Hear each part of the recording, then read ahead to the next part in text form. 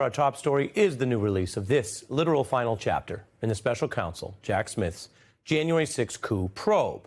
Smith's 137-page report released today on the, quote, efforts to interfere with the lawful transfer of power following that 2020 election. This Smith report follows the precedent of the Mueller report, a major legal document which recounts a crime spree by Trump allies who faced a legal reckoning. Like that report, this new one matters today. In contrast to that report, however, the Smith report comes after Donald Trump's recent reelection, and there are legal rules ending the prosecution that the former defendant Trump faced. So we begin right there on that point. The most striking assertion in this brand new report, which came in the conclusion as the final sentence of this new Smith report today, is the formal statement that Smith had enough evidence to convict Trump at trial. That is a key takeaway, and I'm going to go through several takeaways with you right now. We encourage you to read excerpts of the whole report, but right now I've got the key parts. The report refers to the rule against prosecuting a sitting president. Everyone knew that would kick in if the defendant, Donald Trump, won. And so the report states, but for Mr. Trump's election, the admissible evidence was sufficient to obtain a conviction at trial. A striking conclusion from a respected prosecutor backed by the DOJ. It reinforces just how close Trump came to that trial, which may have led to conviction. While, as always, we responsibly note that as a defendant, Trump, the former defendant, was legally presumed innocent.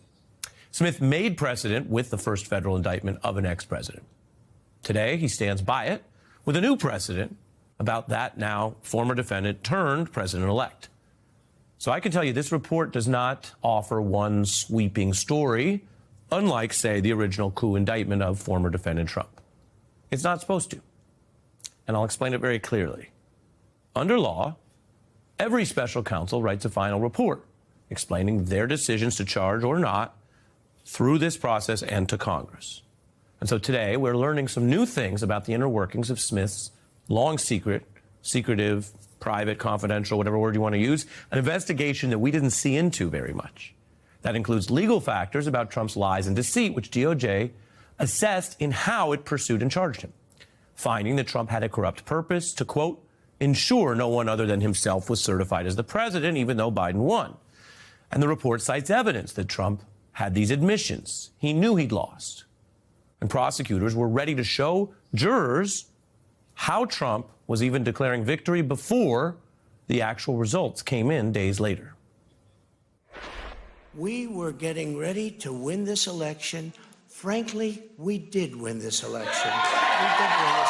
As far as I'm concerned, we already have won it. False. And that was incriminating, declaring a false win before the votes were even counted all. But that alone isn't a crime. The report explains how that deceit, which you just heard, is one element of what prosecutors must prove.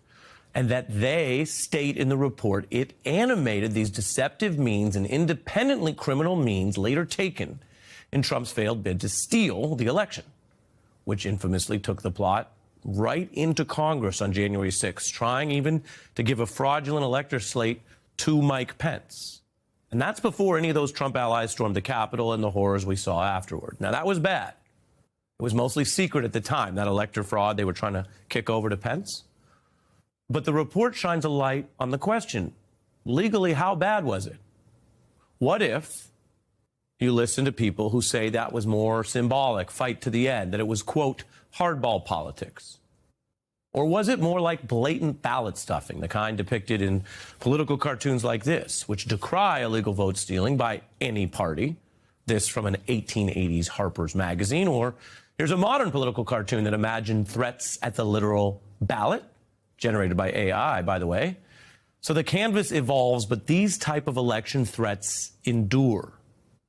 And this is news tonight because I have a new answer from Jack Smith himself, noting that while they were not in the back room altering the vote tallies or stuffing falsified ballots into the ballot boxes, like those proverbial cartoons I showed you, quote, Trump and the co-conspirators nonetheless sought the same result, to cast aside legitimate votes, depriving citizens of their right to vote and have their votes counted.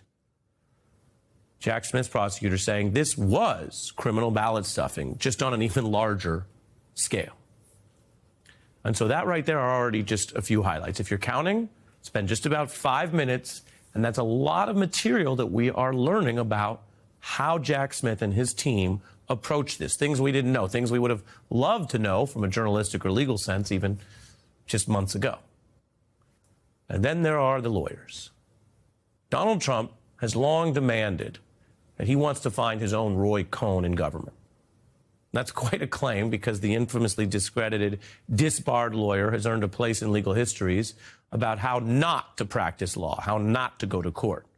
Today's report adds more incriminating material against two of Trump's lawyers in this whole matter. And they have faced discipline, not unlike Roy Cohn. And they're referred to as unindicted co-conspirators, Giuliani and Eastman, and both facing bar discipline, civil remedies over these related efforts from trying to steal the race.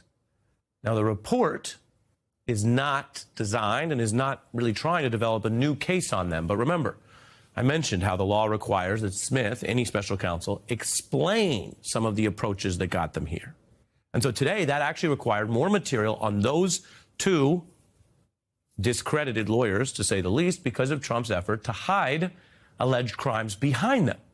So that's like the Roy Cohn move I'm mentioning. And this came up, remember, all the way back in the Mueller report, when another Trump lawyer, Michael Cohen, had to pay and go to prison for now convicted crimes that were determined on Trump's behalf, and it was farmed out to a different office, and you might remember some of that history.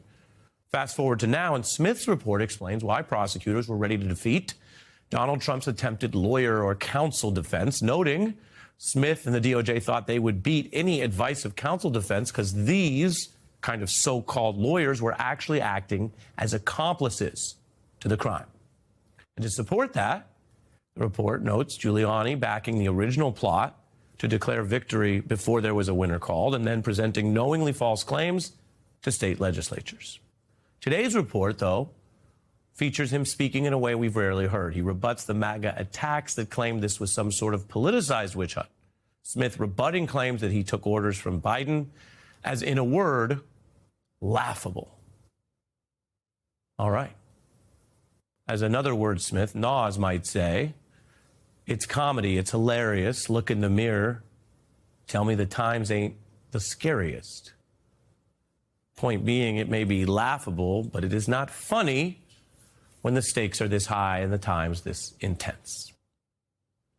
So we've just reported out the especially key points from this new report. At over 130 pages, we've got actually more in the rest of this program with Andrew Weissman and David Kelly coming up. But before I bring those experienced prosecutors in, I want to try to tie this together, especially if you're at home going, all right, after all this, this is what we got, and I guess Trump got away, and the anchorman, Ari's telling me details, but what's the point of all this? Where are we landing? And I will do my level best to tell you the facts and the evidence, totally separate from what people, myself included, might think in opinion about it. Let's go to the evidence. Here's what you need to know. This probe is now closed.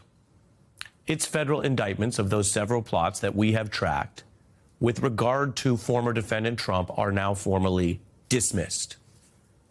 We've shown you this chart over the years. We legally update it now with this news. That's an outcome that Smith certainly views as incomplete, given a plan to bring the case to trial where he says he had the evidence to convict Trump. That's where we are. The federal January 6th coup probe is over with this report today. And to hear Jack Smith tell it, they cracked